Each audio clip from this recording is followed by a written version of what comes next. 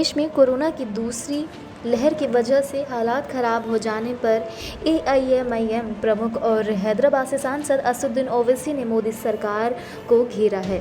आपको बता दें कि मीडिया के मुताबिक ओवैसी ने कहा है कि देश में कोरोना महामारी को नियंत्रित नहीं कर पाने के जिम्मेदार केवल और केवल प्रधानमंत्री नरेंद्र मोदी ही है।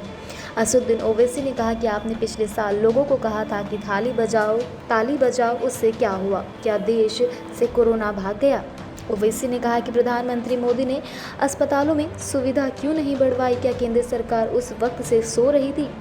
देश की राजधानी दिल्ली में ऑक्सीजन की कमी क्यों हो गई है? यदि हम आत्मनिर्भर भारत है तो क्यों सऊदी अरब, रूस और दूसरे देशों से सहायता ले रहे हैं?